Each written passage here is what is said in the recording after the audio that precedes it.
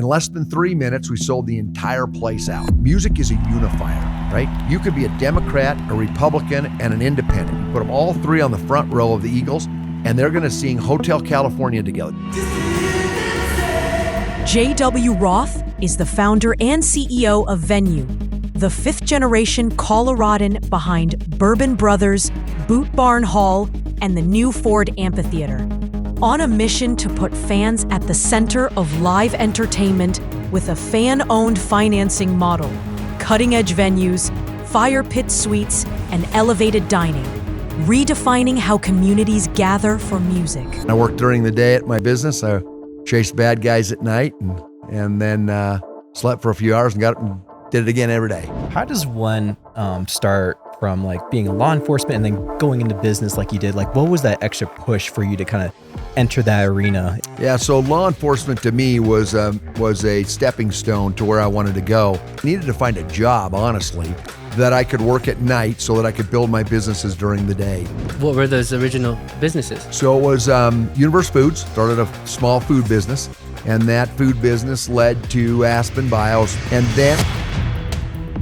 What does it mean to build something like this, you know, in Southern Colorado, a place that is kind of starting to grow up a little bit? I mean, it's a $100 million gamble.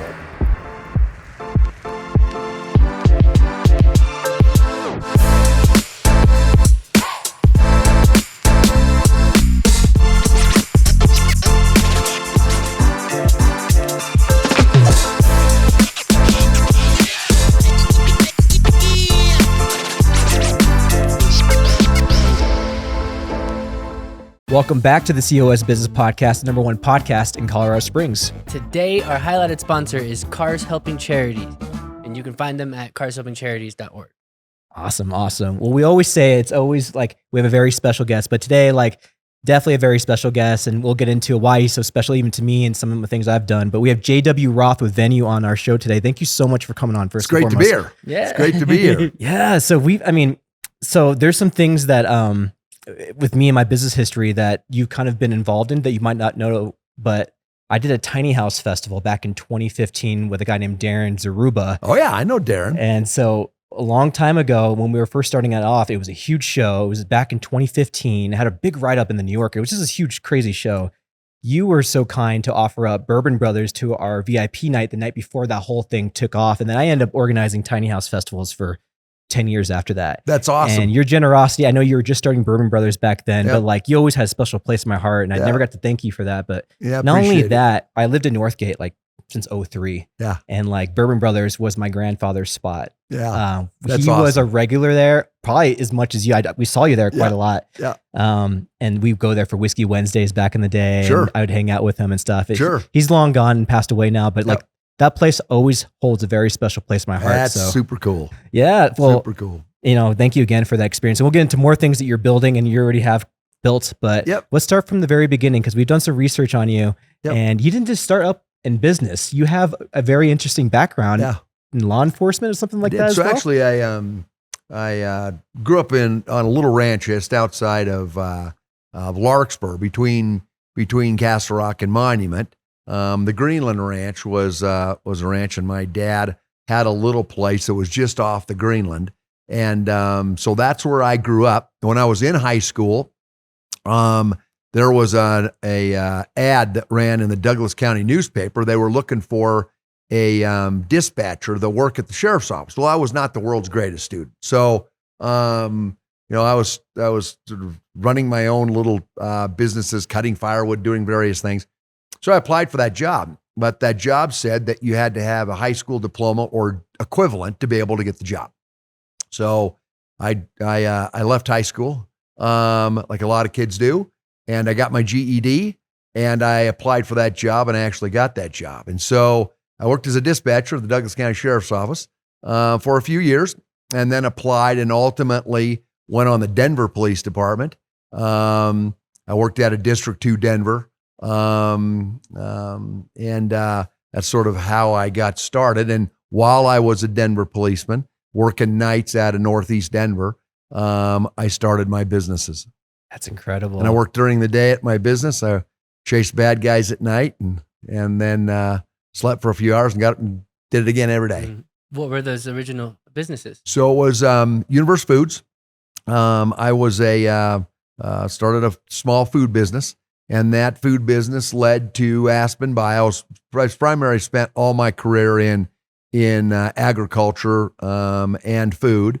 And then let's see here. I operated those businesses. They ultimately sold my packing plant and started Roth Premium Foods, and grew that with my son.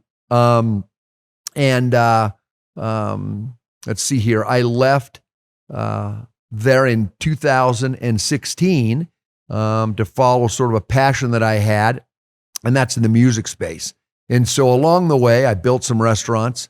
I built some meat packing plants that still operate today, and I ended up building VENU. I was originally along that course, started Aspen Bio and took it public.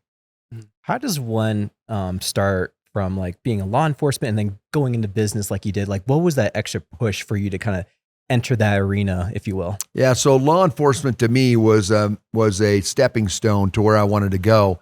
I needed to find a career, or I needed to find a job, honestly, that I could work at night so that I could build my businesses during the day. So law enforcement fit that bill. And then on top of that, as a young guy, both in business and in some of the other areas of my life, I was a risk taker, right? I mean, I built my early businesses. Today, your risk tolerance as you get older gets less and less and less. But in those days, I didn't need as much sleep. I needed some way to pay the bills at night. To pay the bills I had. So I worked at night to build my business during the day. So it was a means to an end, to be honest with you. Yeah, but I loved it. Mm-hmm. That's awesome. And like, most entrepreneurs that come on the show, there's always some level of like, they're going through it. Like they have the excitement, they just started a business, and then reality hits and you're like, holy crap, this is really hard. And they go through some of the harder times, whether it's financially or, whatever it might be. Were there any of those moments there in the beginning years when you're starting your businesses? Oh, totally. I mean, you win 30% of the time. It's like in baseball, right? If you hit 300, you're going to the Hall of Fame. In business, it's a lot the same. And in your younger years, you're going to have far less success, right? Because you're paying a lot of tuition. When I built my businesses, I would make money and I would lose it. I would make money, I would lose it. I would learn how to, like in tennis, learn how to get the ball over the net. And it doesn't come quickly. It takes time. It takes practice. And at the end of the day, there's a bit of risk that you sort of naturally will take, but to really be good at business, and to grow bigger businesses, there's sort of a lot of risk that you have to take. And much of the time in your younger years, they don't work out. You know what I mean? Mm-hmm. You find yourself starting over. You'll build a little packing business. You'll start a little bit of a run, and then it doesn't work, and you're back to square one. And that's the way most businesses are, unless you're handed it by family or whatever. If you're starting it yourself, it's a learning curve. Yeah, well, stay with us there, because I think that's super important. Like, you're in the mix of it, you're taking the licks. A lot of people give up at that moment. What was there to push you to just keep going, even though like sometimes it felt like it wasn't working? Maybe many times over, it wasn't working. Yeah, well, I mean, if you're going to be successful in business, I've said it 1,000 times, you need to be a weeble, right? Weebles, you can't stay down. They knock you down. It's just like growing up on the ranch. You get bucked off, the first thing my dad would do is get you back on the horse, right? So, you give up, you just lose. It's just that simple. And here's what happens too. If you give up and lose enough, you won't get back on that horse. So you have to immediately get back on that horse. There's no waiting to get back on that horse. Yeah, that's a great point. Yeah. Yeah, there's something to be said about that. Like when you're in the muck and you're just like there, and then you're kind of just, so many thoughts can go in there, right? Like you can almost victimize yourself of like, why is this happening to me? I have all the bad luck in the world. It's never going to work. Like those thoughts kind of seep in during those times. And it takes a special type of willpower just to keep going through it. And some people don't even realize they have that willpower. Maybe you didn't think about those moments, but like everybody's different. It's really, and a big piece of it too is it's sort of learning how to do it, right? In the beginning, I tried to do a lot of it all myself. I was never successful doing that. I have always been far more successful when I build something with a team. Aspen Bio, for example, was really my first successful run. And I built that underneath a guy named Roger Hurst and with a guy named Greg Pusey. And I was the sort of the third man on the totem pole, but I learned a lot. I was a young guy in my late 20s, and I was able to team up and watch successful guys build a business, and they allowed me to tag along. And as a result of that, there was less tuition paid when you're doing it that way. And to this day, I still credit both of them with sort of a lot of the success that we have had as a result of having that kind of mentorship and those kind of opportunities that they gave me. We're going to take a quick break to thank our sponsors. Reveal Med Spa. Look and feel your best at Reveal Med Spas. With personalized plans that deliver real results, radiant skin, restored confidence, and natural rejuvenation. At Reveal Med Spa, we see you. More than just aesthetic and wellness treatments, we provide a safe, judgment-free space where you feel valued, heard, and supported. Visit revealmedspas.com. I think it is literally just that too. We'll just double check. Book your next session at revealmedspas.com. That's revealmedspas.com. Home Day. Buying a home shouldn't be overwhelming. Home Day empowers you to save on your mortgage by putting you in control of the process. Lower your cost and take the next step towards home ownership with ease. Visit gethomeday.com today. Fast Signs. From banners to vehicle wraps, Fast Signs delivers custom visual solutions to help your business stand out. Their team ensures your message is clear, bold, and effective.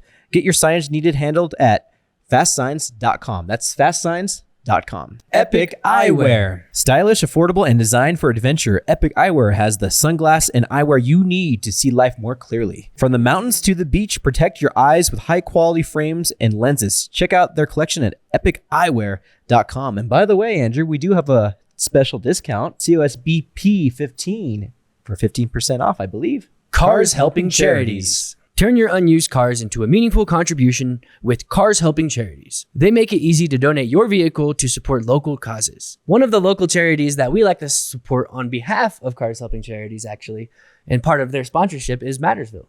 And check them out too. They're awesome. They are a tiny house community for veterans suffering with PTSD. They have a property out in Yoder, Colorado, and then they also have one in Sedalia, Colorado as well. Donate today and make a difference. Visit carshelpingcharities.org. That's carshelpingcharities.org.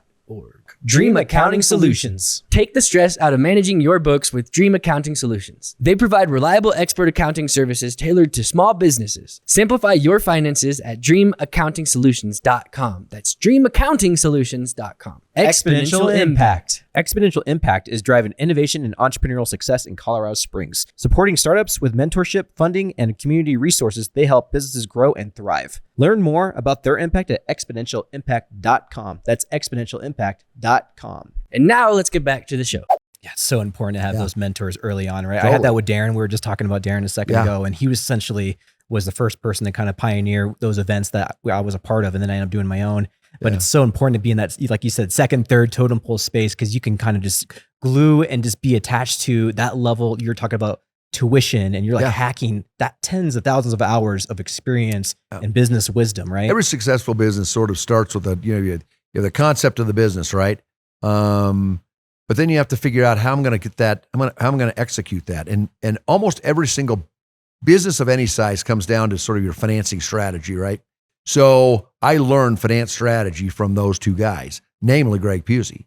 And as a result of that, you're able to sort of work your way through a lot of issues, a lot of obstacles when you can learn how to finance your way around and through problems. Because I've never seen a business yet that makes it the very first time. There's always recapitalizing something, sort of rejiggering something, and you need to be able to learn that. And I learned it from two really great guys. That's amazing. And then again, a lot of folks who knew you earlier, maybe say 10, 15 years ago, know you from the Bourbon Brothers or the Notes and all those places I used to hang out with. I love those places. Yeah, totally. What was the main transition? Because that's a lot different than say, now you're opening up Boot Barn Hall, now Phil Long Hall, and now you're building this amazing dream. Was that always something inherently for you as far as like entertainment and music? What was that whole thing? I loved it. But I could never make a business out of it, right? I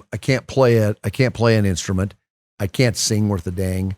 But I love live music. And I love being around live music, and I love hospitality, and I love entertainment. But my background, I came off of a ranch, right?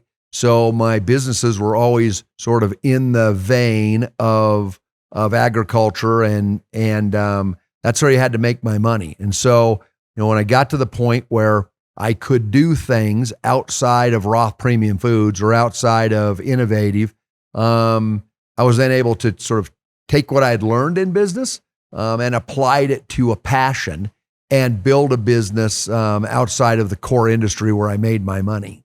Yeah. And one of the crazier things that I've seen, like that you've been exceptional at, is raising money and like being able to cast a vision so big that other people can go, like catch onto that vision and play inside of it too. Is that from some of those mentors as well? Because that's a very, very, very, very, very unique skill that not many people have. Yeah. It is sort of an old school skill, right? A lot of your newer business models, they don't teach young business guys how to raise capital anymore. They teach you how to go to the bank. They teach you how to write a business plan. As far as I'm concerned, a lot of the things that you learn in sort of your academic setting, you can throw away if you're going to go build a big business. And big business starts with learning how to raise capital. I learned from some really good guys, awesome. And I watched them. And there were old school financiers. And you don't learn it right away. You draft with them, right? And so you start by raising $100,000. Then you start, you move on to that, raise $1 million. And this last year we raised several $100 million. And so, and then over the course of my career, I've raised billions of dollars in capital formation activities. And some of that comes from traditional means.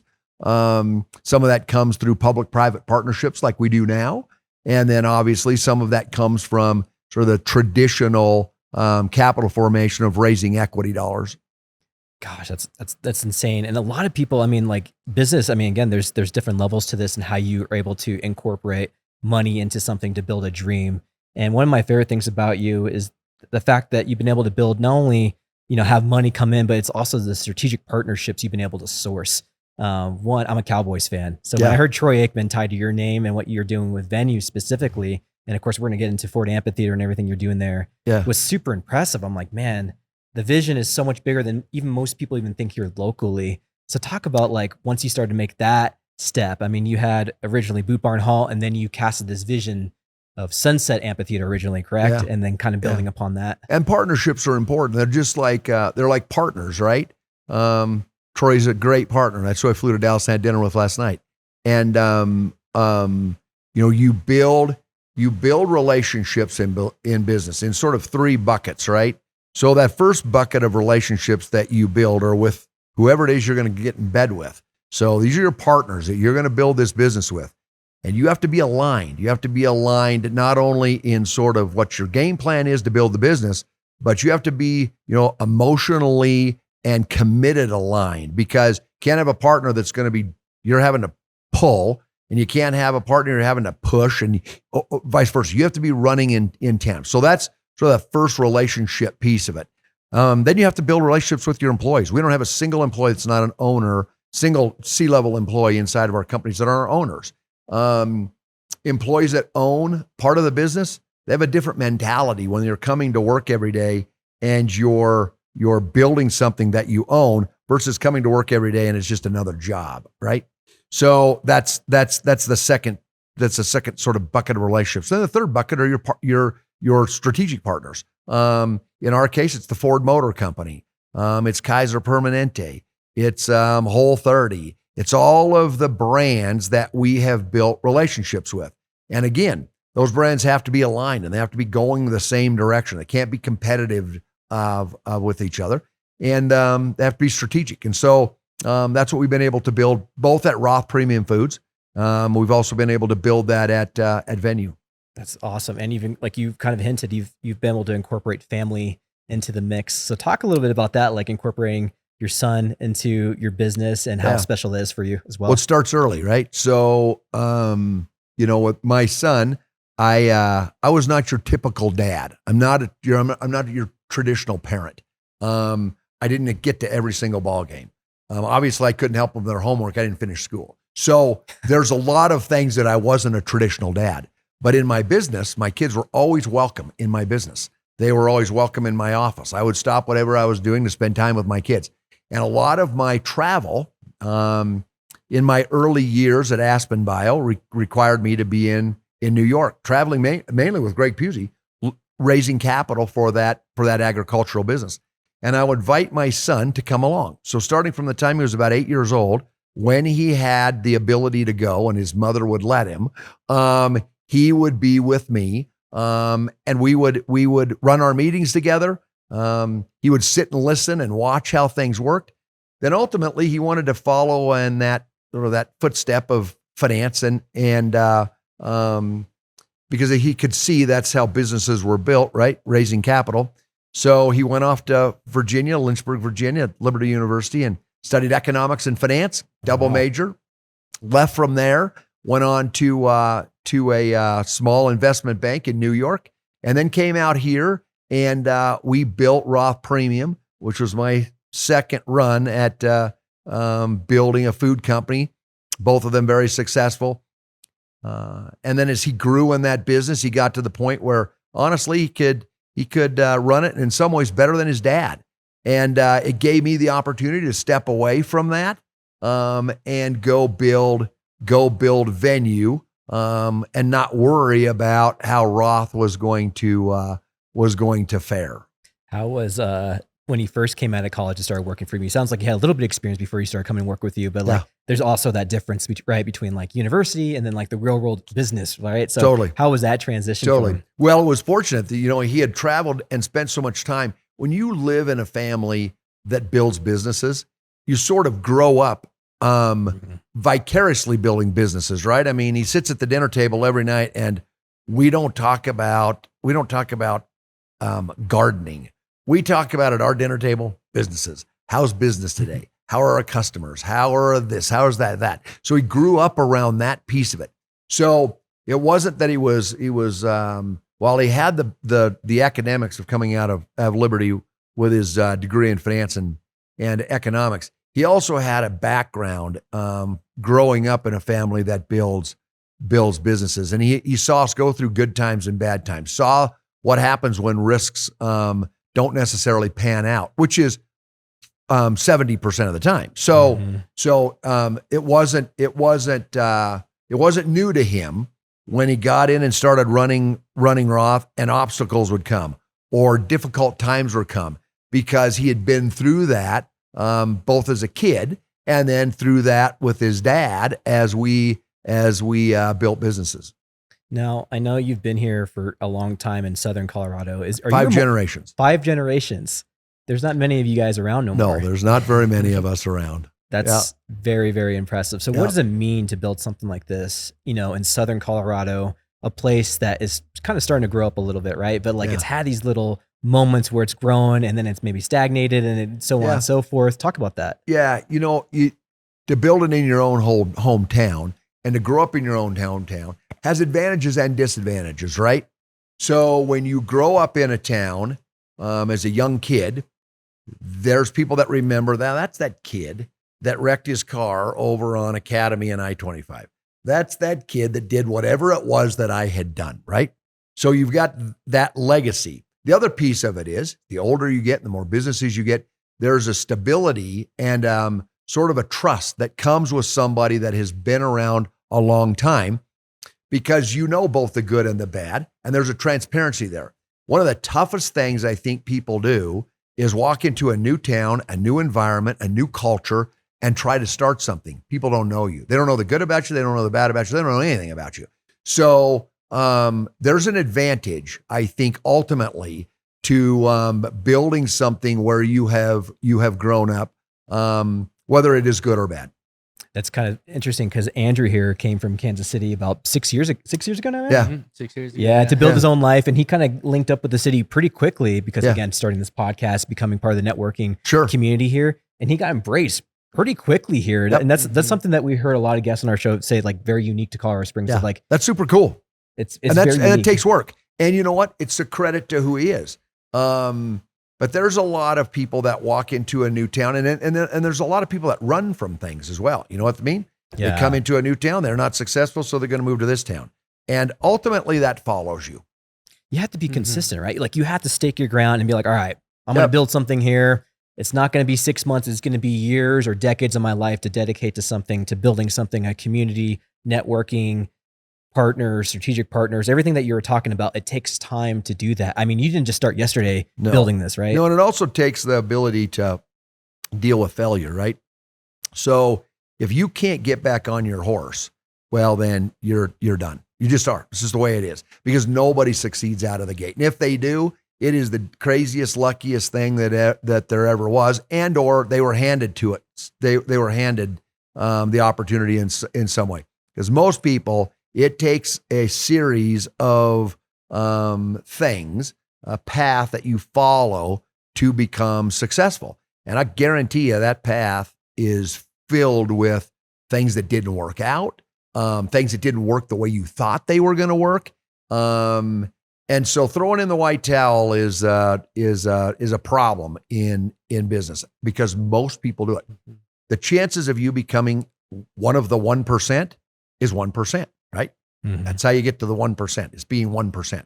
Well, 99% of the people quit. They stop and they give up, and they don't get back on the horse. Mm-hmm. Unpack that a little bit more, because I think you're hitting a really good point of failure, and people might not know, who are watching the show, who are maybe a few years in, and they think everything JW touches turns into gold.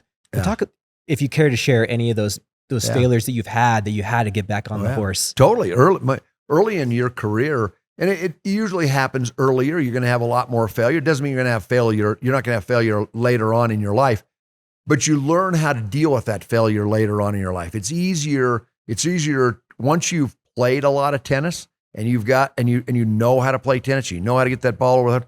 Once something doesn't go right, it's easier to get back on that horse, right? But in the early days, it's way easier to quit.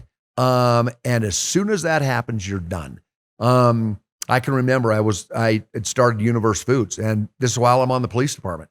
And it was a distributorship of a freeze-dried food product, right, called Universe Foods. And it was one of my first sort of real entrances into the food space and agricultural space.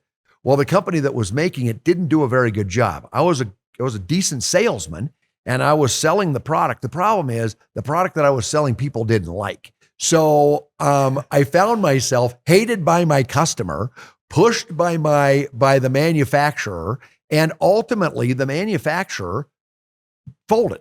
It went away, leaving all of the distributors out there with customers that were angry, customers that couldn't. So I had two choices. You're either going to change your phone number, and back then there wasn't any cell phones. So this is then the days when there aren't any cell phones. You either change your phone number and try to hide, or you're going to just face the music, walk your customers through what happened, and retain that customer as he's not a customer anymore, but you're going to retain that customer as a relationship, right? And that guy that you retained is going to run into somebody someday. It could be 10 or 20 years down the road. And what they say about you could now affect the business that you have today, right? They're going to say, that guy was a bum. He stiffed me on the food program, and I never saw him again. Now look he shows up. No, or they're going to say, you know what? That guy was in the craziest deal you ever saw in your life. He was selling the worst food in the world. He didn't mean to be selling the worst food in the world, but he did. And when it all folded, we've remained friends all of these years. I've been to his house several times to eat dinner, blah, blah, blah, blah, blah. See what I mean? She had two different stories. Yeah. Gosh, that's a great lesson, especially about humility, right? Yeah, totally. We do marketing, and we do a lot of different things. So we have clients, and it's just very similar to us. Like, marketing in a lot of ways is testing, right? And sometimes you fail your testing, and you have to face the music, and you have to be, it's part of the 12-step process for alcohol, even, of talking about being, it's called painfully honest.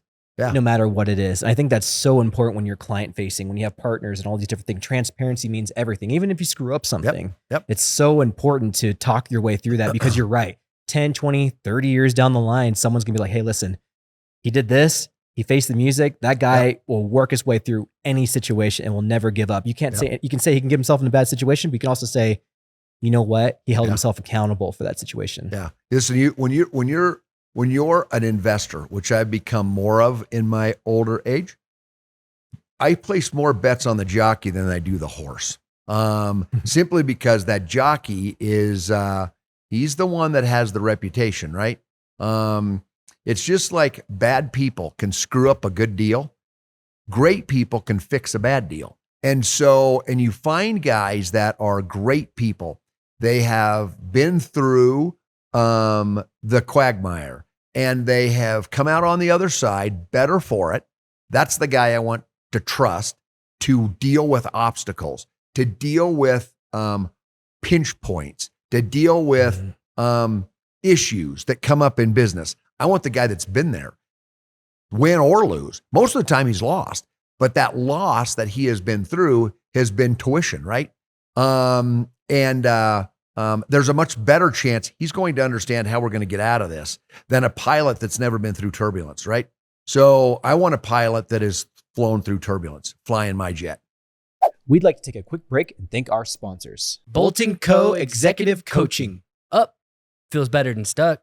You know that. But in this market, how do you get unstuck and get ahead as an executive? Our guy, JB, is an executive coach at Bolton Co. Coaching, where he believes you don't have to change who you are. You just need an injection of effectiveness and a proven competitive edge roadmap for your way up. Head to boltonco.net. That's boltonco.net. ProLift Garage Doors.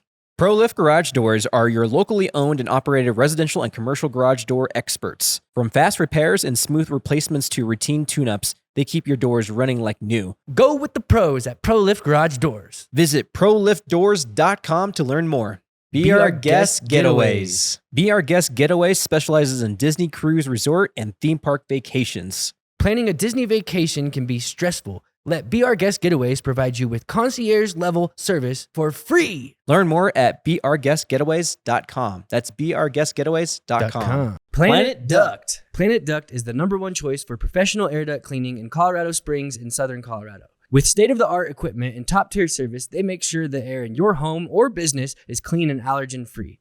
Breathe easier with Planet Duct. Learn more at planetduct.com. Awesome Home Services. Awesome Home Services delivers top-notch HVAC solutions for your home. Whether you need heating, cooling, or system maintenance, they ensure your comfort year-round. Visit awesomeservice.com for your HVAC needs. That's awesomeservice.com. Mike Schoening Legal Shield. So you're out here living your best life and suddenly legal drama slides in your DMs. Major L, right? Bruh, hard pass. That's why you need Legal Shield. They're like the GOAT of legal protection. Business contracts covered. Traffic tickets, no sweat. 3 a.m. legal emergency, they're up like, say less. Hit up the link and get Legal Shield now. Protect your energy, secure the bag, and stay drama-free, period. Visit mscheoeng.legalshieldassociate.com. Proud American Electrical and Solar. Give Proud American Electrical and Solar a call today for all your electrical and solar needs. They are locally owned and operated business right here in Colorado Springs. If you're looking for information on solar, this is the company you will want to call. Check out their website at proudamericansolar.com. Use promo code COS Business for a 5% discount today. Pinnacle Advanced Primary Care. Pinnacle Advanced Primary Care offers affordable, accessible healthcare with a focus on you. They provide exceptional primary care without the hassle of insurance barriers. Experience a patient-centered approach. Learn more at pinnacleapc.com. And now let's get back to the show. Yeah, that's awesome. Well, I mean, I know you said like as you gotten older, you've mitigated your risk, but it was an inherent risk to put up Ford Amphitheater and to put it up where it was located. And by the way, like my mom is like the biggest fan of you. She's been to 3 of the shows, all fire pit suites. She took me to one that was Foreigner with my girlfriend behind the camera. Awesome. We had a blast, man. It's awesome. So we're huge pro and supporters of you, but like that has come with tribulations. Talk about that experience. And like, I think you've done such a great job to address those concerns of folks. And it's mostly surrounding like sound and noise, correct? It's another perfect example of where you could become defensive, you could run, you could say, no, it's your fault. There's all of those things that you can do. So when we built the Ford Amphitheater, I was the most excited guy in the world, still am. I'm building 5 more of them right now, different places in the United States. So I fell in love with the space, right? I had land that I owned there. And I had taken a trip with my wife out to Napa in California and went to Peter Mondavi's winery. Oh. And he had an outdoor small amphitheater in his sort of yard of the winery. And we went to a show there that night when we were on the wine train. And I said, that is the coolest thing in the world. I'm going to go home and I'm going to look into building that. Music is a unifier, right?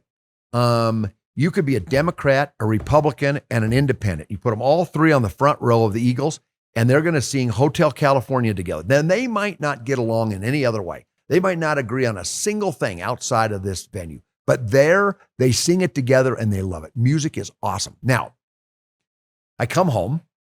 I sort of think about where this could go. I think about the sort of abilities that we have financially to put it together. A concept called fractional ownership, where I build venues, much like you'd build a condominium building. Then I go into the condominium building and I own the condominium building and I sell condominiums. And those condominiums are fire pit suites. And the condominium building is the amphitheater. And that's a finance strategy. And no one had done it before. And so coming from a background of 40 years watching other guys finance things, you naturally think of financing strategies, right? So I thought there was a good strategy to finance this. That's morphed from that into that plus public-private partnerships and so on and so forth. So I thought the strategy was good. I thought it would be really good for the community. I knew we didn't have a big outdoor amphitheater here. I'm a music nut. I felt like the relationship that we had with Anschutz and our smaller venues would lead to programming that would go into the venue. So we sat down with John Suthers, our mayor at the time, and our economic development folks and the chamber. And I said, well, what do you think? And everybody liked the idea. So I hired an architect and we built the venue. As we were building the venue out on paper, we thought about all of the issues that you're going to face, right? So issue number 1 is going to be traffic. How do you get people in and out of here safely? At that point, the exit at Voyager wasn't in, but we knew it was coming. Mm-hmm. And so the Air Force Academy said, yeah, we would absolutely support this, but we don't want you using Northgate. We want you to open this up after that Voyager is in. So from a timing standpoint, we did that to sort of create a better traffic flow. Second thing was parking. I got to park all of these people. And so I started buying additional land and creating parking. It was funny. My wife, she has this website. I forget what it's called. Nextdoor.com or something. Is this a neighborhood one? Neighborhood door. Yeah. What is it called? Nextdoor.com. Nextdoor.com. Yeah. Whatever it is. So, and people would get on there and say, well, he only has 200 parking spaces. My wife would say, you don't only have 200 parking spaces. I said, no, I have thousands of parking spaces. But it was funny because you have all, that's the first time I started hearing things that were out there where people were sort of grumbling, right, about misinformation. So I hired a PR firm, said, okay, your job is to go out there and make sure that everybody has the correct information. So that was the next step in that process. And then the third one was noise, right? And everybody says, well, this is going to be horrible noise. And I became concerned about that. So I hired a sound company to tell me how to build the venue in a way that would reduce as much noise as possible, knowing that in the future, we were going to continue to develop the association out there and the district, and other buildings were going to be built and you were going to cut down on some of the noise. But nonetheless, we hired a sound company to help us sort of figure out the best strategy to reduce it as much as you can. So here's how business works. Until you actually do something, you're not 100% sure what that result is going to be, okay? So we have a great recipe to make cookies or whatever it is we're going to make. And we've consulted with every cookie maker in the world, and we build the recipe the best way we can. We get the best ovens that we can, and we make cookies. Then you got to pass them around.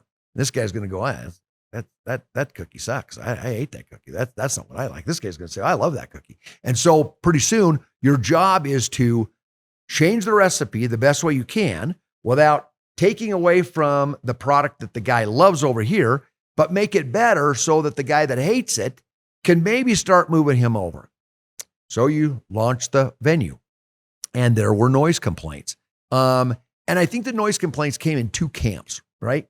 And I'm listening to both camps at the same time. There's the camp that says, I like it peaceful and quiet. I like meadowlarks and birds, and that's what I like. And this makes noise and I don't like it, regardless of how loud it is. Then there's this camp over here that says, that's rattling my windows, and not to belittle it in any way, but it's a lot bigger problem than it really is. So you got both of those camps, and I'm serious about addressing both of them. So as that became problematic, we started looking at all of the other aspects. Okay, how we were on traffic. Traffic was great, no problems. Parking was great. Never had one single parking issue. So then our concentration completely became on the sound. And so we hired another sound company to come in and tell us what people were experiencing. And a lot of what people experience is different than volume, right?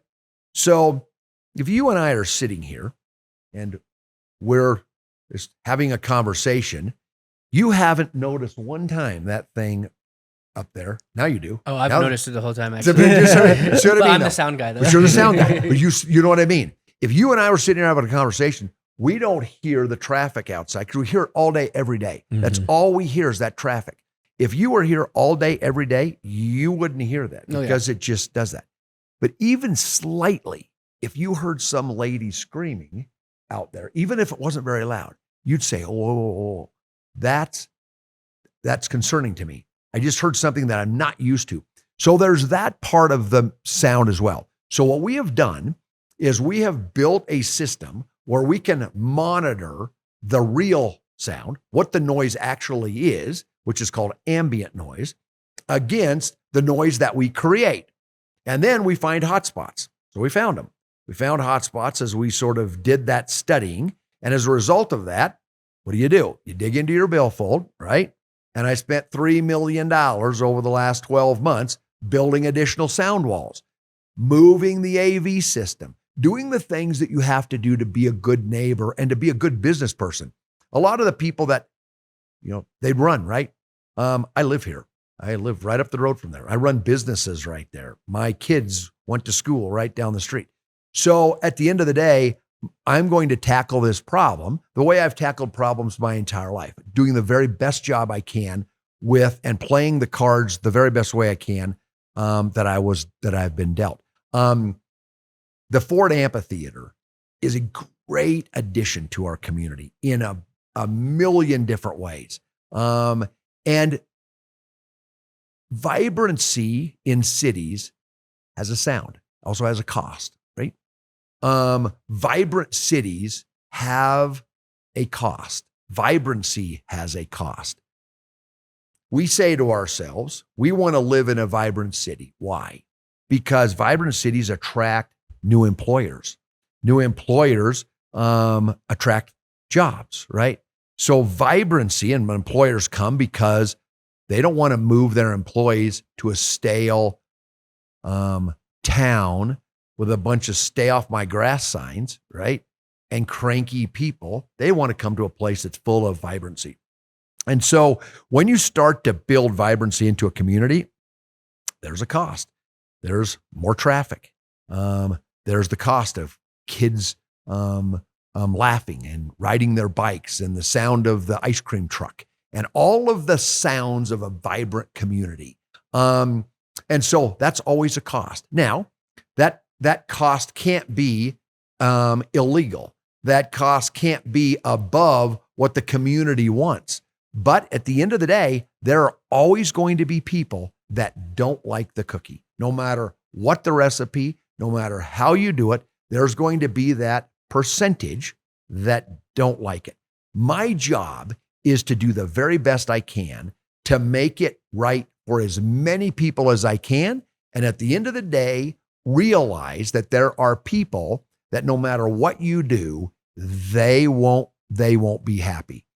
It applies in every area of your life, from your home to your business to where you work. There will be employees that you will hire here that no matter what you do, they will not be happy with their job. They will not show up on time. They won't do what they're supposed to do. And at the end of the day, you have to be able to say, I can't do anything more to help you, and you move on. In this particular case, we will never stop trying to be better at building our business. But at the same time, it gets to a point where you protect the customers and the community that has embraced you. I couldn't have said any better myself. That was really good. I mean, I think it's a good balance you're striking. Yeah. With, like you're saying, like for us, especially on this show, we're all about growth. We hear about new buildings going on downtown, bigger, higher buildings. We're pumped about it because as young professionals, as people who want to possibly have families here and raise kids, like I don't want my kids 18, 20 years from now to go into a community that's not growing. Yeah. If you're not growing, you're dead, in my opinion, for a business standpoint, right? Yep. In a city standpoint. So you're stale or you're vibrant, one or the other. 100%, 100%. And it's kind of funny because there's a couple notes I took there, but like one, I think it was like the second week you guys opened up, my girlfriend and I, we went on a drive and we just drove around the amphitheater. We didn't get a ticket, but we just drove around. And so when you drove around, you could hear it, of course, right? Because it's facing the mountains. But as you kind of made your way around into that sound wall that you had naturally built there, I couldn't believe that you couldn't hear. I was like, this is insane. Right. All the work that they've done to the infrastructure of this thing to buffer the sound. I just like, it was unbelievable. And then the second thing was I was actually in the Denver Tech Center area. I was actually thinking about moving there last year. Fiddler's Green, right?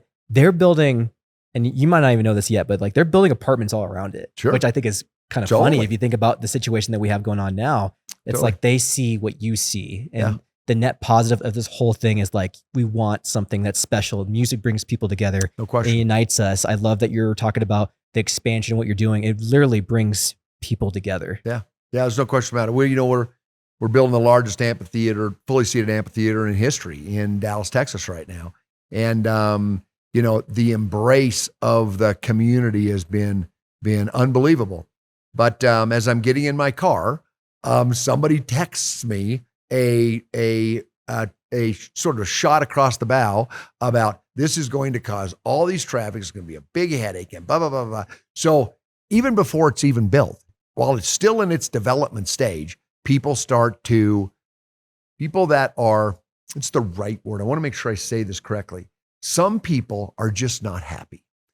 They're not happy with anything, whether it is their daily life or the fact that you are going to build an amphitheater or that Buc-ee's is coming down at the corner or whatever it happens to be. Or I have a great friend. One of my closest friends is building a big high rise in downtown Colorado Springs. It's going to be the coolest thing ever, right?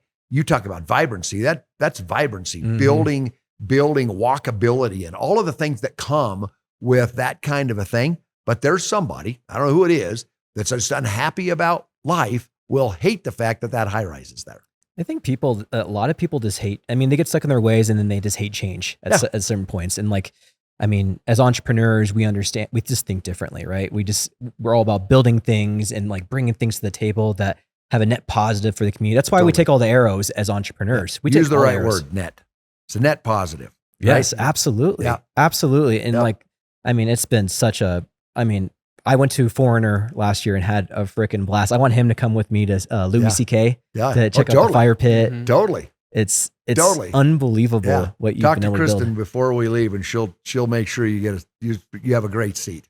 Oh, sweet. Awesome. Oh, that's awesome. Yeah. I mean, either like we love supporting what you're doing. I think it's someone who's just lived in that area.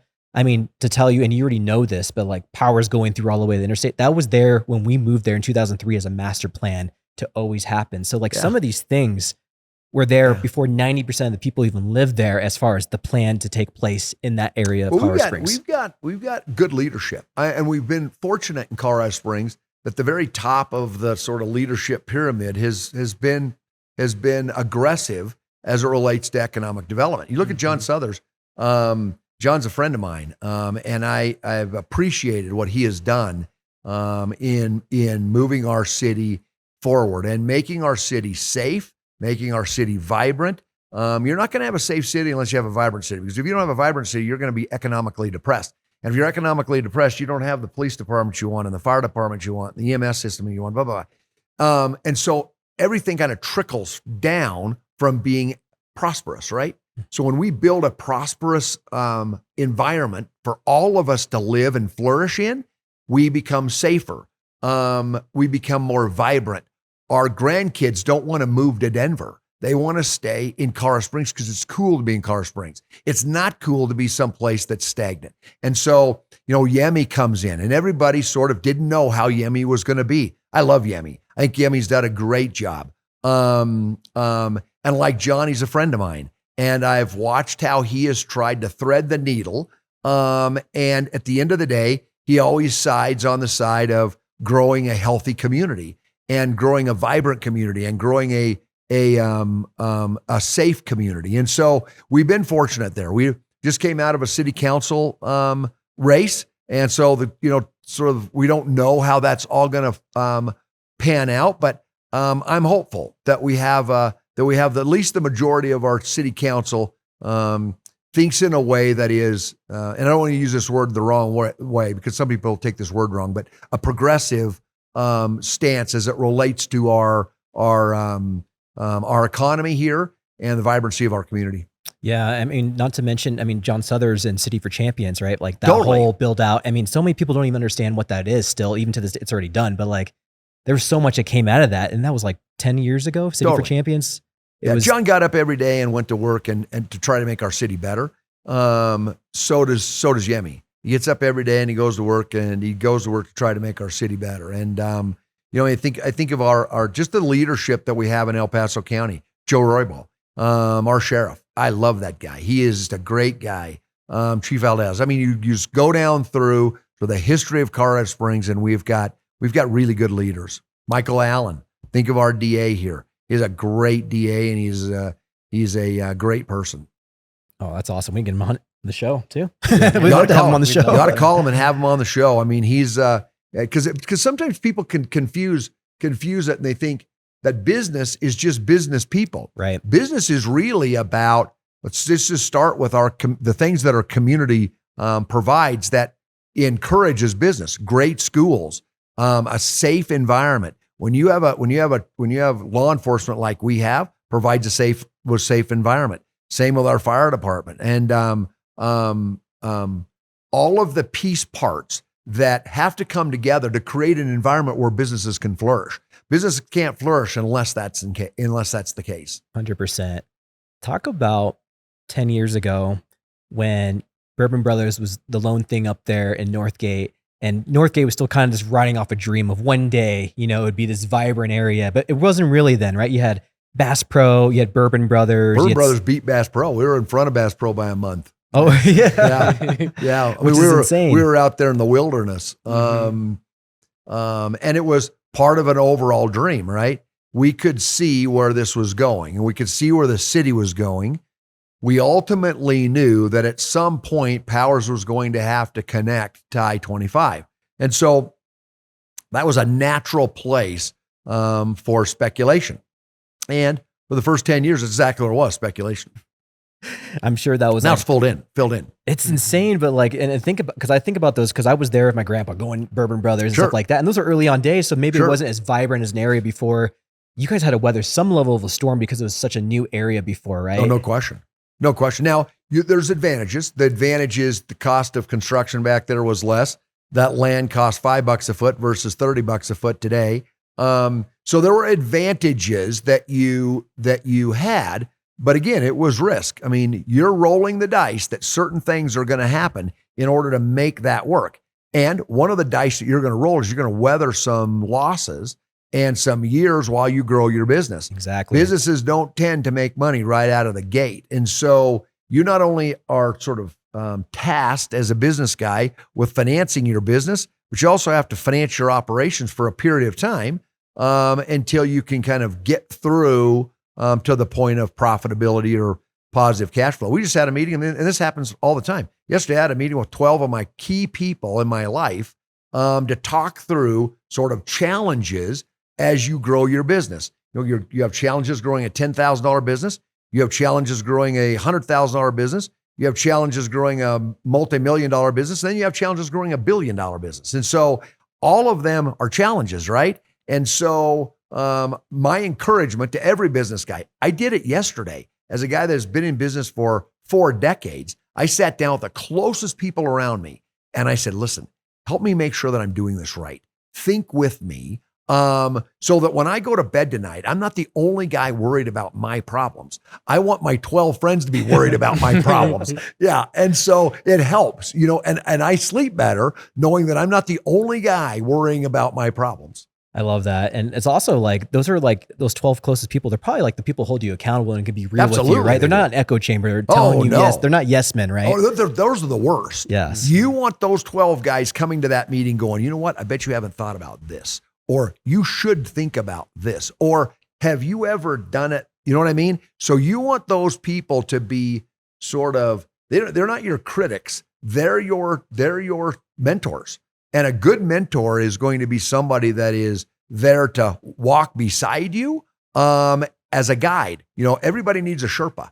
And I talk about it all the time. Sherpas are super important in business because you know why? Sherpas have been up that trail. They know things about this mountain that you don't know. They're important. I don't know if you had this because you go so fast, you're moving so fast, but like I think it's important, especially every entrepreneur who's been in the game for so long, to kind of have self-reflection over the decades prior and seeing their body of work over decades. Have you looked at that? And if you were to sum that up in like 1 to 2 words about your career as J.W. Roth, how would you describe your career? Blessed, for sure. Warren Buffett says it a lot. And I think he was one of the first ones to ever say it, that the most important decision you ever make in business is who you marry, right? The most important decision you ever make. Because it's going to make or break you. A wife that is a tailwind is far more critical to your business than about any other component in your business. So I would say that I've summed it up by I made a good decision there. I've been blessed in the sense that God has dealt me really good cards. He's been there when I've played them wrong. He's been there when I played them right. Oh, that's I can tell it gets you a little bit emotional thinking back. No those question. Moments. You think about it; it's very emotional. Yeah. Well, we've been a 40-year overnight success. I love that. You have a lot of people rooting for you, friend. Yeah, appreciate a lot of people who admire you, who you've never met, and appreciate it. Who are in full support of what you're doing and those nights. And I'm sure you have those people who have your back, but like, just know that like a lot of people in this community are so happy and proud of what you've taken on and the arrows you've taken to build something special here. When Danielle and I walked in there with my mom to that show, I was like, this doesn't even feel like I'm in Colorado Springs anymore. Right. We're a tier 1 city. Totally. I felt like. No question. When we did this deal with Anschutz, so the idea was, is Colorado Springs its own market? Because, is Red Rocks going to be hurt by the Ford Amphitheater or vice versa? And so the answer comes down to, are you your own market? Can you have shows play at Red Rocks on Friday and the amphitheater in Colorado Springs on Saturday? And you can only answer that yes if Colorado Springs is its own market. Well, we answered that this last year. When you have sellouts at Red Rocks and sellouts in Colorado Springs in the same 48-hour period of time. Mm-hmm. So you're right. Colorado Springs has become its own market. And as a result of that, there are opportunities in Colorado Springs that exist today that didn't exist 5 years ago, didn't exist 10 years ago, when we were sort of a sister city or bedroom community of somebody else, namely Denver. Mm-hmm. Pueblo probably feels that way about us now. They do. They probably do. And Pueblo's interesting. I've been watching that market down there. It's grown it's growing, and it's culturally different than we are here, which again creates a real opportunity. Not exactly sure how we're going to address that down there, but they are definitely on my radar. That's awesome. Yeah. I have a moment I talk about on the show a lot when I was doing my events and festivals. And the very first one I ever did on my own dime was at the Air Force Academy in 2018. Yeah. And I talk about it because I was driving. It was on base. So I had to drive on base at 4:00 in the morning because Fox 21 was going to interview me early in the morning and do the morning segment. And I talk about how scared I was in that moment because I was like, man, all my money's on the line. If no one shows up to this dang festival, I am so screwed. But get this. For whatever reason, the freedom in my heart for being an entrepreneur was just that much higher than anything I was scared of. So talk about like the first night of Ford Amphitheater opening up. OneRepublic. Talk about that. That's exciting. You know, we planned for that night. There were challenges for that night because we weren't completely done with everything. You wouldn't know it. You as a customer wouldn't know it. There were little things that hadn't quite been done. We had to work through Live Nation because AEG was not, didn't have the tour for OneRepublic. So there were a bunch of sort of folks that came in and helped us do what we did in terms of kind of blessing our desire to have Ryan. He grew up here. His dad started at Roth Premium Foods 2 decades ago. Wow. And so there was a history with the family. And so when I reached out to Ryan, I said, look, would you do this? He said, I'm gonna see if I can make it happen. He called back and he said, yep, I'm gonna make that happen. We put those tickets up for sale. And in less than 3 minutes, we sold the entire place out. Holy. I called Ryan back and I said, hey, these tickets sold well. Can you do 2 nights? He said, let me call you back. So checks with his manager and blah, blah, blah, blah, and run. Called back and said, yep, we'll double the contract and we'll do 2 nights. Put it up. Less than 8 minutes. We sold the second show completely out. We announced that we were going to put the show on sale. People had to stand in line inside of our system. And within 8 minutes, we sold the whole thing out. I called Ryan back. I said, hey, we sold that second show out. You want to do 3 shows? He said, look, Dub, it's 6,500 feet in the air. It takes a lot at that altitude to do 2 nights, let alone 3 nights, but I can do it. And we put it up for sale and we sold it. And then he wouldn't take my phone call anymore. But we sold all 3 shows out and it was a fantastic run. You walk in and, you know, you cry all the way down to your seat because of what it takes to do it, right? I mean, it's $100 million gamble. And it's grown. You know, it starts out as, I think we can build this thing for $20 million. Well, maybe it's going to cost $40 million to do it. You know what? We want this and this and this. That's going to cost $60 million. Well, wouldn't it be great if we built an event center up at the top and seafood and shop house and some rooftop bars and sort of double the ambiance? Okay, now it's $110 million. So at the end of the day, you're sort of getting out over your skis in a single project. Today we have over $1.1 billion, $1.2 billion in construction going on throughout the United States, but it's diversified, right? It's not all right here on this hill looking over I-25. So, when you walk in and it actually did what it did, it's hugely, you know what I mean, gratifying to have that happen. God was really good to us. I think it's brilliant, especially with the cities that you've been able to stand them up. And I think it's going to be great, especially for those cities like Colorado Springs. I mean, selling out 3 minutes, 8 minutes, obviously there's a demand there for cities like ourselves who have to go and commute to Denver or like the projects you have up in Texas I've been paying attention to as well. Yeah. There's a need there and there's a blue ocean that you're going to be being able to get into. And it's just so cool to see, JW. I know we're closing up on time here and we're about to land this plane, but again, thank you so much for coming on the show, man. It's been awesome. Me. Yeah. Go have a guy named Kevin O'Neill and some of these guys that are in town here that I admire.